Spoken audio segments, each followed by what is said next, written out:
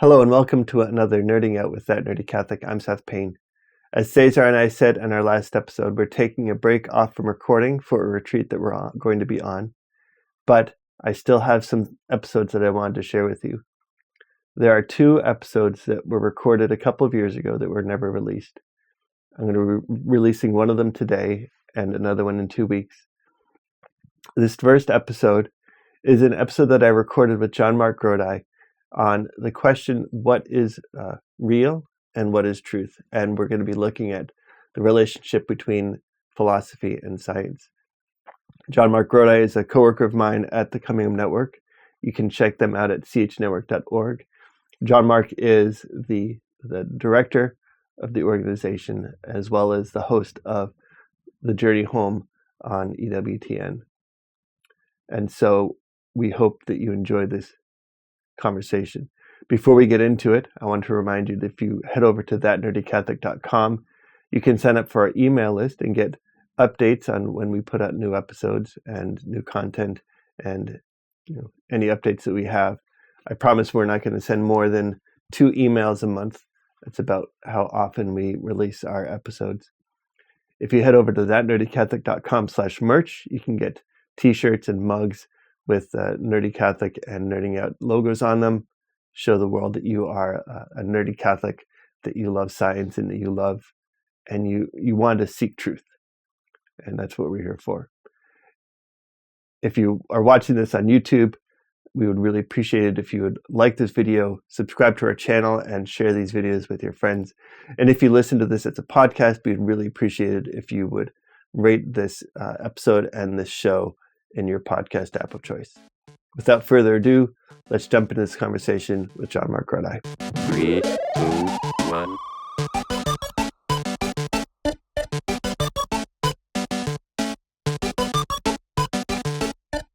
Welcome to Love Machine. Welcome to another Nerding Out with That Nerdy Catholic. I am Seth Payne, That Nerdy Catholic, and we have again with us JonMarc Grodi. Hey. My friend, coworker, and fellow nerd. Mm-hmm. And today we are talking about unicorns. Yes. Or anything else mythical. I guess we could say mythical beasts to quote our good friends Rhett and Link. We love watching Good Mythical Morning. But especially because we are both dads. Mm-hmm. And if you're a parent, you know that your kid is going to come to you at least once a day. You didn't know that till you become a parent that, oh man, this parenting, one of the prerequisites is have a degree in philosophy, right? Yeah. Because your kids ask you all these really deep questions. Yeah. So I'm reading The Hobbit to my girls right now. And so, they ask me, well, are hobbits real? Mm-hmm. And my kids have asked whether unicorns are real or this, that, and the other is real. And obviously I was telling you, before the show that the philosopher in me likes to complicate things.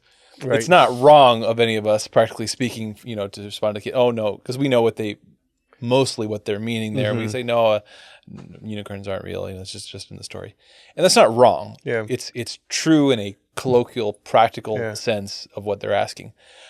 But it's also an opportunity to get really nerdy philosophically. I think also kind of stepping back, I think it's also really interesting to think about when they ask that question, the purpose behind it. Because sometimes it's, hey, Dad, are unicorns real? Mm-hmm. Like, oh my goodness, unicorns are awesome. Yeah. I would hate it if unicorns were not real. Right. On the other hand, which zoo can I go to see them in? Yeah. On the other they sometimes ask, Dad, are dragons real? It's like, what if there's a dragon under my bed right now? Right. So there's the fear. So there's the desire for something to be real, and there's a desire for something not to be real. Right. But in both cases, you have to look at the situation. Well, what am I going to say? Yeah. I'm going to say. Yeah. Yeah. And there's, like I said, there's so many leaping off points. I think a few in particular come to mind, and let's make sure we hit all these 3. Don't let me forget them. All right. Number 1 is this question of, there's different senses of the word truth and reality. Mm-hmm. Like there's literal historical truth. The question of whether there's actually a unicorn you can go see in a zoo, But there's also the sense of like, is this story, is this fairy tale true? Mm-hmm. Well, fairy tales are true in a symbolic sense. Mm-hmm. They are telling truths about humanity. They're telling truths about our universe, even if the names and the facts are changed. They're still telling a kind of truth. So kinds of truth. That's Mm-hmm. one thing we're going to talk about. Different senses of truth. Number two, talking about the distinction between logical possibility or impossibility, Mm-hmm. and then what we might call physical or natural possibility or impossibility in terms of Yeah. our universe, Yeah. and then natural improbability, we might say. Right. Those are important distinctions because, Yeah. again, there are things that we can try to imagine that are not possible in any universe, like Mm-hmm. 2 + 2 = 5, and there are things that we can imagine that aren't possible in our universe, but we could imagine in another universe, Yeah. like, blue grass or something Or like that. there could be a horse with a horn coming out of its head. There's nothing logically impossible about that. There's not even anything physically impossible about that. Yeah. So that's one thing. So senses of truth, possibility and impossibility. And then the third one was, dang it, I'll remember it. Improbability? So, no, I'll come back to Okay. it. Okay. Well, and also to think, as you're saying about fairy tales being true in some sense, are we in a story? I mean, I think one of the big questions when kids are asking that is there something real here as far as what they're going through? And one of the things I've realized when you look at the world through just a scientific lens, it is so easy to get caught up in all the little details that you don't realize that there's a bigger picture. Last week when we were talking about the What If series on Marvel, that there is a purpose, that when you're looking at this idea of a multiverse, that you're kind of saying, well, anything can happen, and therefore there isn't a larger story that's going on. Mm-hmm. But when I read any good story, like The Lord of the Rings, we talk about a lot, you can see that there is a story that's going on, and that these characters are part of it. And when I step back and say, like as we quoted last week, the verse, all things work together for the good of those who love God and are called to his purpose, that we are part of some story. We don't know the ending. We really have a hard time even knowing our current part in it, but we can know that we are part of a story. Right. So thinking then about this story that we're in, we look at then, well, what is possible? What is impossible in any situation? Right. Yeah. And those kind of questions bring it up. Again, we have a colloquial way of speaking, but we can dig under the surface a little bit. When you ask, are unicorns real? Okay. So again, as I mentioned earlier, there's a few senses we can think about the possibility or impossibility of something. Or sometimes my son has a habit of saying, well, what if? We talked about what if last week. What if such and such happened? And he'll describe a ridiculously impossible scenario. And I'll be like, I don't think that's going to happen, buddy, because he's really wanting it. His heart's in it. But of course, he's gotten this habit of saying, yeah, but it's not impossible. It could happen. And I have to admit, logically speaking, you're right. There is nothing logically impossible about this eventuality you're talking about. And again, there's important philosophical distinctions here. I think Chesterton talks a lot about this, maybe in Orthodoxy, but there's a big difference between talking about the rules of the particular fairy tale that you are in right now. The rules of our fairy tale, the physical laws of the universe, the physical constants that sort of determine the way things play out on a physical level. There's one thing. It's one thing to talk about those rules and laws about this universe. It's another thing entirely to talk about the possible rules and laws of a different universe. Yeah.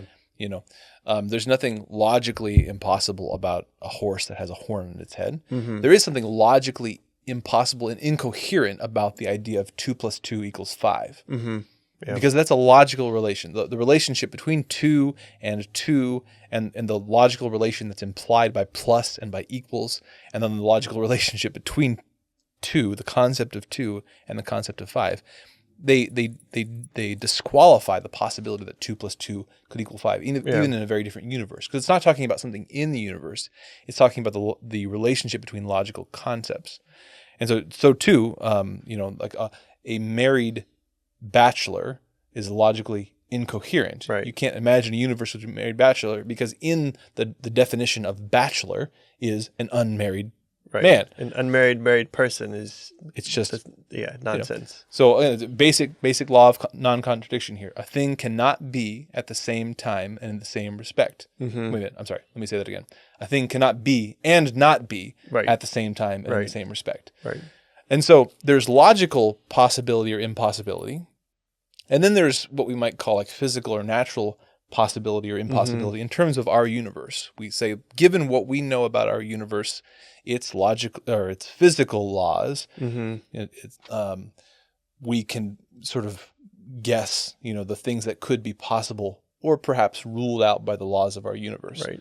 Now, again, a unicorn, unless you're getting into the magical side of it, I don't know what magic is sort of attached to the idea of a unicorn. But in terms of a horse with a horn in its head that's got maybe like a pink mane or something like that, there's nothing even physically impossible about that. I mean, one could imagine a what-if story, a just so evolutionary biology story that, after a bunch of ridiculous circumstances, you ended up with a horse. We know that flamingos have pink there we go feathers because of what they eat.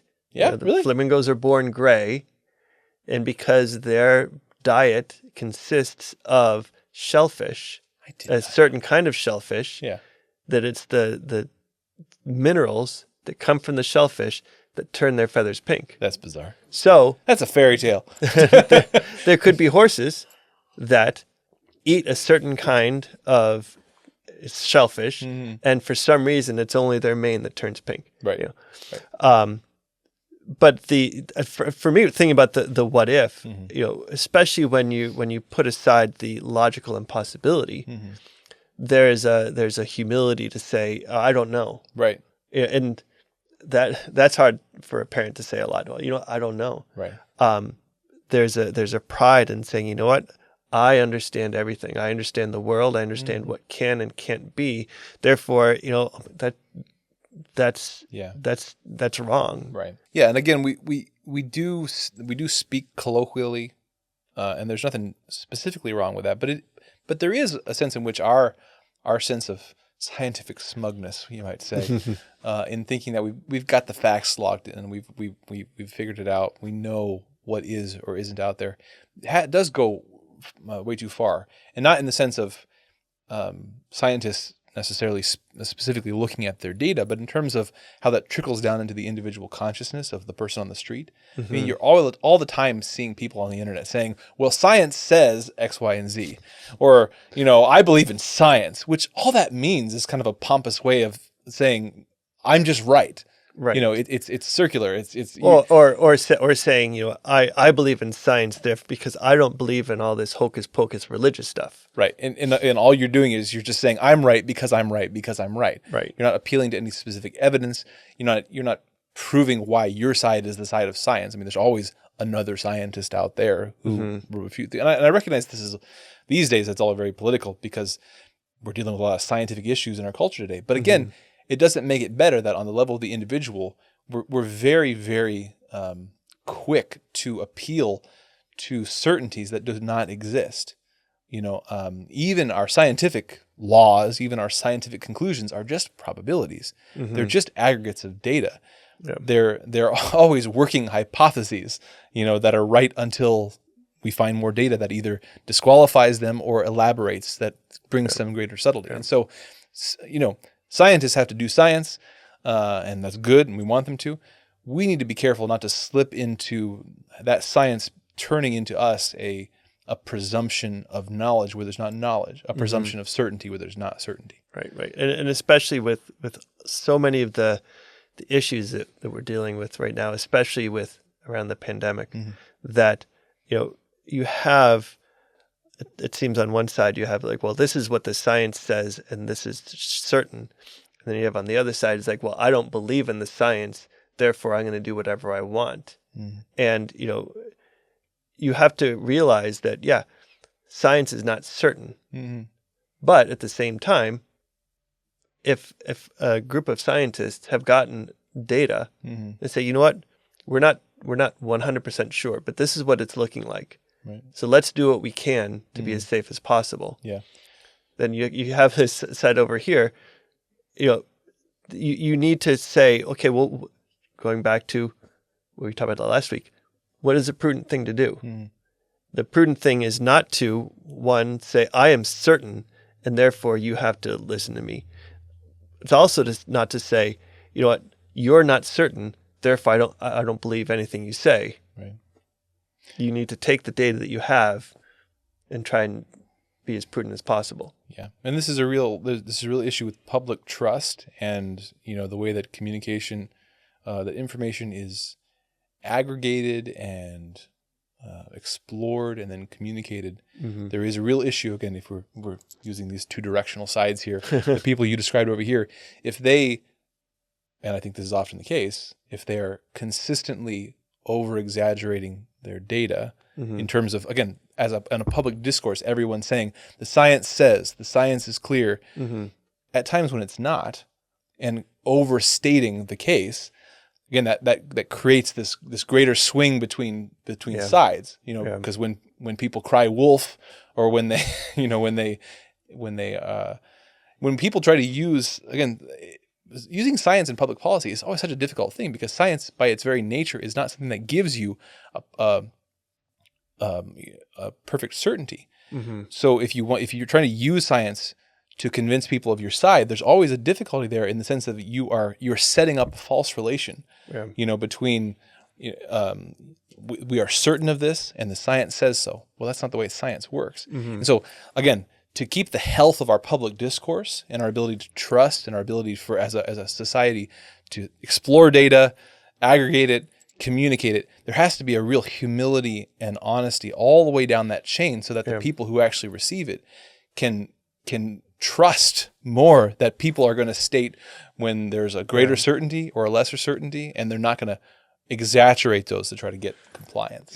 And then the more that one side says, well, the other side is not going to trust me no matter what, then I just need to be more certain to make them trust me, instead of being more open and honest, more transparent. Yeah, I mean, if you that's the whole thing, right? If you give people honest data, then you're also giving them the chance to choose and to discern for themselves, and I can understand why there might be a temptation, so by people in leadership sometimes to keep the narrative very simple, because they want compliance. But again, now we're getting But the point is that like science, data. Well, what if the scientists came and said, our language is powerful, unicorns are in fact real?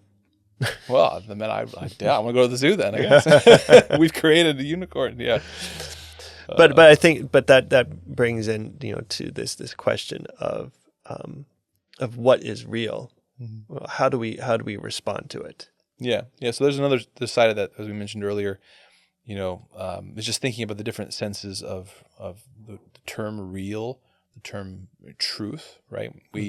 Most of the time these days, when we're talking about truth, people are wanting to talk about truth in the sense of historical, literal events. Yeah. That's what they're meaning. And in an unfortunate sense, some people, their view of reality has narrowed such that that's the only thing that's real. Yeah. Events are the only thing that's real. Yeah.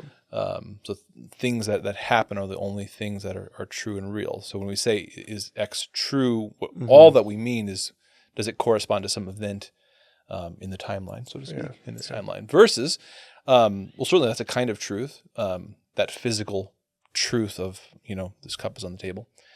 But there's other kinds of truth too that are not less true. Yeah, one of my, in my list of top 10 movies, one of my favorite movies, I think it's right around number 5, is Contact.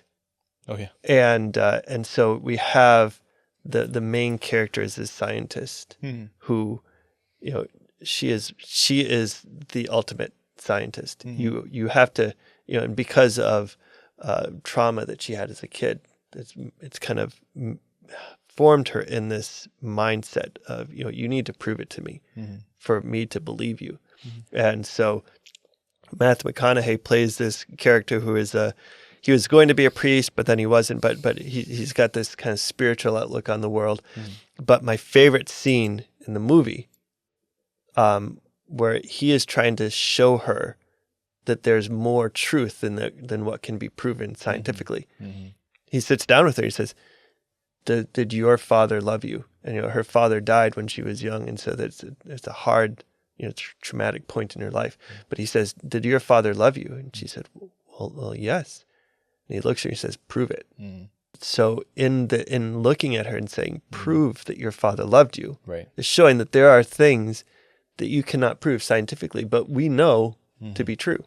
Yeah, Aristotle's very simple, single syllable word definition of truth is to say of that which is that it is, and of that which is not that it is not. I think those are all single syllable words. Very simple definition. Yeah. And certainly that applies to, is there a cup on the table? Yes, the cup's on the table. That is true. But there's lots of other things that are true, and not just things that we would believe in from a religious, supernatural perspective. But again, we were just talking about logical possibility here. 2 + 2 = 4. Is that true? There is no thing in the world. There's no event that corresponds to. That's referring to something that is not in reality in the sense that this cup is in reality. But it is true. We would never hesitate to say that is true, to say of that which it is that it is. Yeah. Right? So there's that kind of truth too. There's also, again, truths of that are a little deeper than the physical things. The truth of are you Seth Payne? Because what fact in reality corresponds to you are the person Seth Payne? Yeah. Because you're just physical stuff, right? Is there a truth to your identity? Is there a truth to, again, you use the concept love, justice, these kind of, there's a truth to those things. It's a different kind of truth than physical objects, but it is truth nonetheless. Yeah, I've watched actually an odd number of videos recently talking about the concept of the ship of Theseus. When does it stop being the ship of Theseus? They've replaced every single part. When and then think about that biologically, our cells are constantly being replenished. I think the number is every 8 or 10 years. Yeah. Every single cell in your body is not the same as it was 10 years earlier. Right. So in 10 years from now, will I cease being Seth Payne? Am I not Seth Payne now if I was 10 years ago? Yeah. So how do I know that I am Seth Payne? Right. And some of this can sound like word games. Sometimes philosophy can begin to sound like that. And whenever it does, it's good to step back and just return to our experience.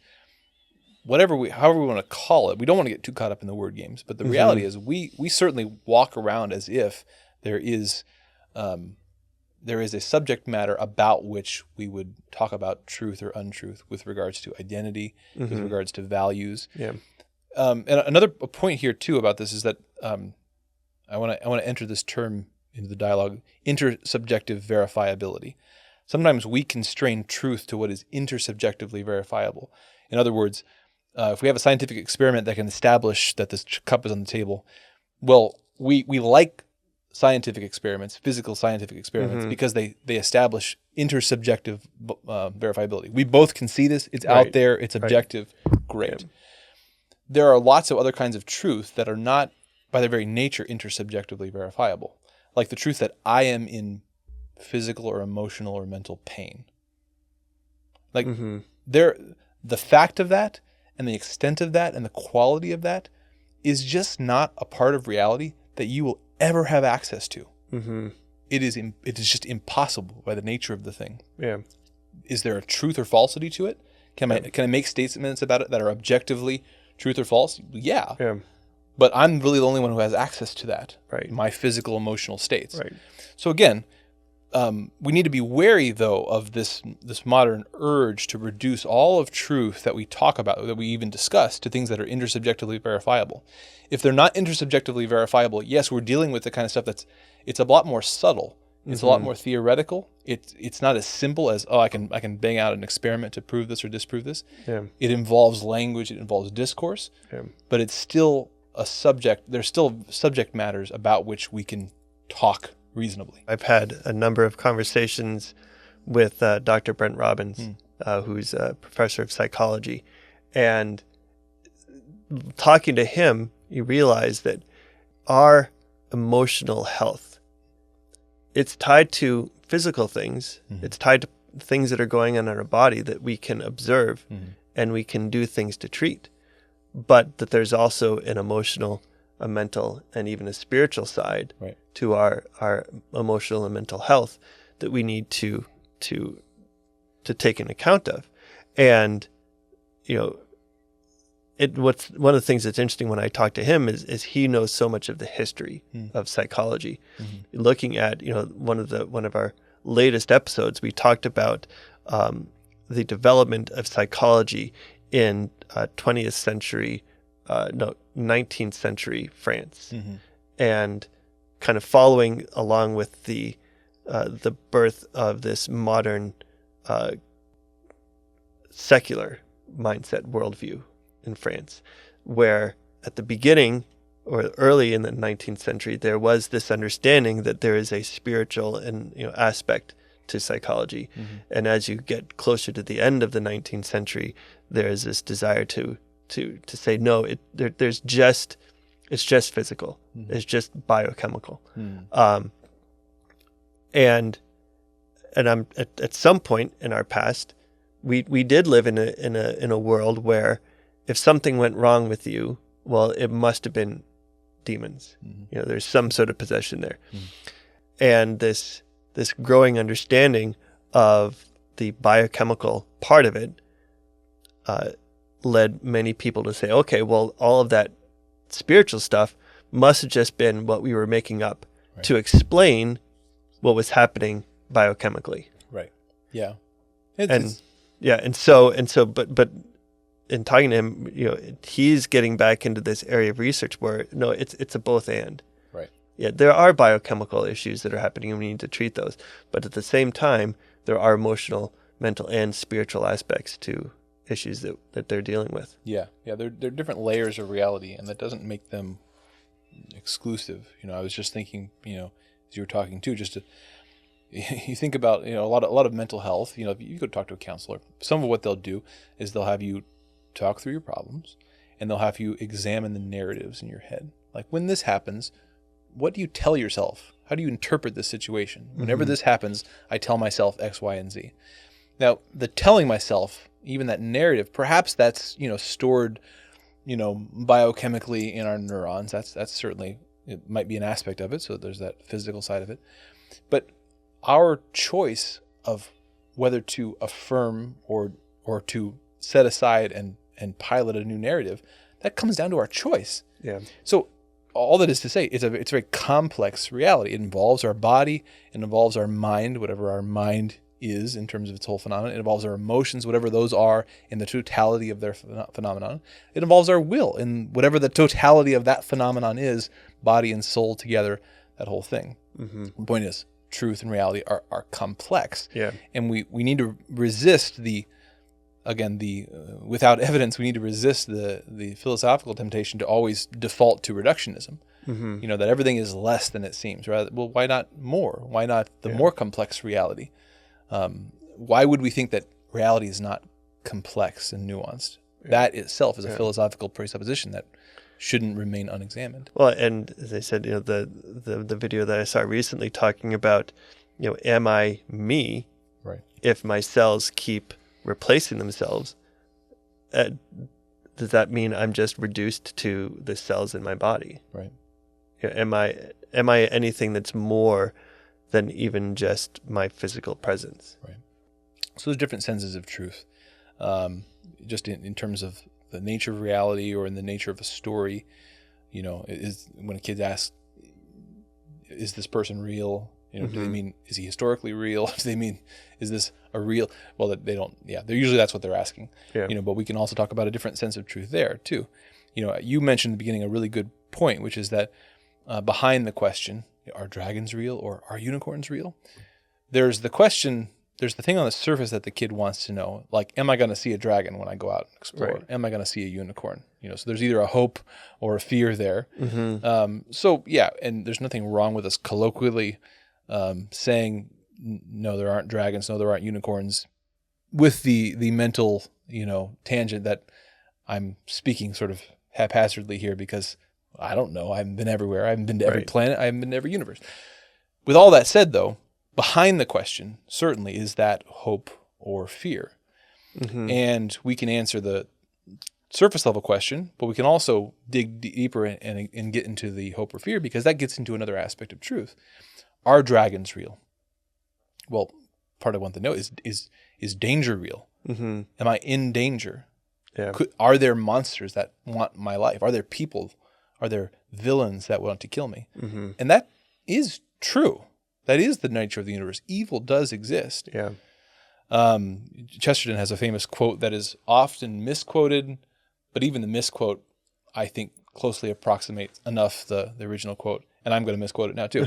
Basically, that fairy tales don't teach it. The important thing about fairy tales is not that they teach children that dragons are real in the sense of you're going to go out and see one, but that they can be killed.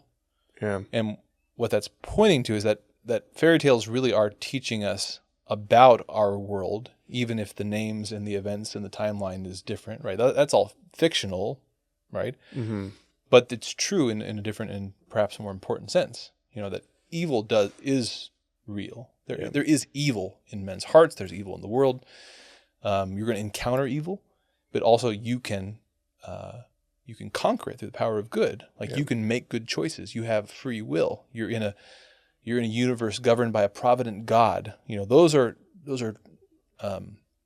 non-scientific truths about our reality that are underneath the questions that we are asked. Yeah. And actually, last week I put out a video with one of the guests on the journey home, and he was talking about Tolkien and Lord of the Rings, and the topic of the video was that redemption is possible. Mm-hmm. That every single character in the Lord of the Rings, except I would say probably Sauron, every single character has a possibility of redemption.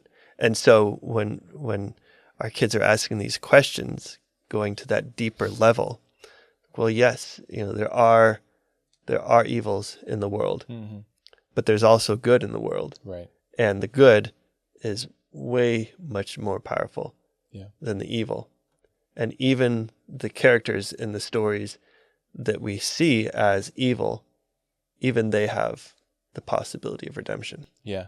Yeah, so on the fear side, the dragon side, but on the other side, the unicorn side, going back to, where the discussion came today, that's a really important one too, because especially, I think when a kid asks about a unicorn, they're not just asking, hey, can we go get ice cream? They're asking about something that's kind of beyond their grasp. And what they're asking about, emotionally, they're asking about, is there something that really fits this yearning in myself for fairy tale, for transcendent beauty, transcendent goodness, something that really does seem to be out of place in this world. Yeah. And it is right that as children, and hopefully as adults that never stop being children in this sense, that we get nerdy, right? We fall in love with things in the world, coffee or the MCU or a great, the Lord of the Rings, a great story, that we fall in love. And this is coming out of Lewis, his Bicycles essay, right? That we fall in love, we become enchanted, that we experience disenchantment when we recognize, man, I love that thing, but in this universe, it's not all it's cracked up to be. Bicycles get flat tires and they're kind of annoying after a while. They're not what I thought they were when I was a kid. Or, this the things we fall in love with, they turn out to not fully fulfill us the way that we hoped they might, even when we find them in this universe. But the possibility is of this re-enchantment, which is recognizing that it aroused in me a hope for something that is not in this world. Mm-hmm. And there's a reason why I have that hope for something that is out of this world. And that's a good thing. That does help us to understand our nature as human beings. And it does help us to keep looking. It's good to be restless, because there really ultimately is only one reality that'll qualm that restlessness, that'll fulfill that hole, and that is God. Yeah. Well, and then thinking about this concept of being, this idea that we are in a story. Yeah. That there is a purpose behind everything that happens. and that there is an end of the story that is going to be so much greater than we can imagine. And having a very nerdy outlook at heaven, if we're going to be in heaven for eternity, I don't think that I'm going to be sitting there with a little harp kind of just strumming and getting bored after 100 years. We have an infinite universe, possibly even multiverse, who knows, but an infinity to explore. God put in our hearts a creative yearning because we are made in his image. And I often wonder how creative, if we are this creative now in our limited time on earth with our limited resources, how infinitely creative are we going to be? And what are the things that we can explore? So then think about that question for my kids. Are unicorns real? Well, I've not seen any unicorns on this earth, but let me tell you, I'm sure that there's going to be something, if not unicorns, something infinitely more amazing when we get to heaven than unicorns, because we have an infinitely creative God that created us in his image. And if we can be creative enough to imagine unicorns, what amazing creative things are we going to discover in heaven? Yeah. No other animal does this. No other animal goes around yearning for things that are impossible, transcendent beyond it. It tells us something about ourselves, that we have a yearning for something out of this world. Yeah. Well, was it Lewis that said if hunger proves that there's food, then our yearning for something greater proves that there is something greater. Yeah. Well, this has been an interesting concept, an interesting conversation, and we started off talking about this episode thing. Well, let's just ask the question: are unicorns real? Yes. And as good nerds, that always brought us to a long and interesting conversation. And this is proof that you can nerd out about anything. Yes. This conversation may not help you answer your children's questions, but hopefully it'll help you be a better human being. Yeah, and kind of as we talked about last week with the what if question, hopefully this will help you to think about what is really real, and to seek out the truth, whatever it is. And if you're someone that does not like to think about the possibility that there is a God, that maybe this question will help you really seek the truth no matter where it's going to lead you, even if that is to a God that you don't really want to think about right now. So, well, JonMarc, thank you for joining me again. And thank you for joining us today on another Nerding Out. I want to remind you can head over to Nerdy Catholic Tees. That is the other little nerdy part of this little nerdy empire that I'm building here. But Nerdy Catholic Tees, you can get shirts like this. Read Chesterton is a great reminder. Everyone should read at least a little Chesterton in their life. But if you go to nerdycatholictees.com, you can get that and a bunch of other designs there. If you use the coupon code ThatNerdyCatholic, you will get 10% off your order on checkout. And share this with all of your friends. Hit the like button, hit the subscribe button, and that little bell's magic. It'll let you know whenever a new video goes up. But if you have a friend that has had questions like this, or just you want to share the beauty of this immense truth that we live in, please share this with them. So thank you for joining us again. We'll see you next week. God bless.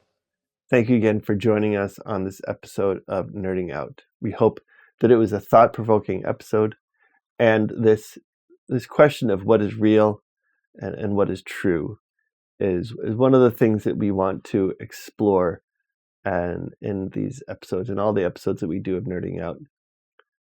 This idea that the world that we live in is bigger and it is more expansive than what we can just see and touch and feel, that what we have learned through the physical sciences is amazing, and it shows us the complexity and beauty of our universe. but that there is something more, and that is one of the things that we are exploring and seeing how all of these things fit together. So I'm really glad that you joined us today. I want to remind you, if you go over to thatnerdycatholic.com, you can sign up for our email list to get updates on when we put out new episodes. You can go over to thatnerdycatholic.com/merch to get your latest swag with, Nerdy Catholic and Nerding Out graphics on them. We'd really appreciate it if you would like this video, subscribe to our channel if you think that we've earned it, and share this video with your friends. If you listen to this episode as a podcast, we'd really appreciate it if you would comment on these episodes and rate our show on your podcast platform of choice. Join us again in 2 weeks for our second unreleased episode. We'll be talking with Holly Ordway, author of Tolkien's Faith, a Spiritual Biography, and diving deep into the world of Tolkien and his imagination and the worlds that he created. Join us then. Until then, God bless.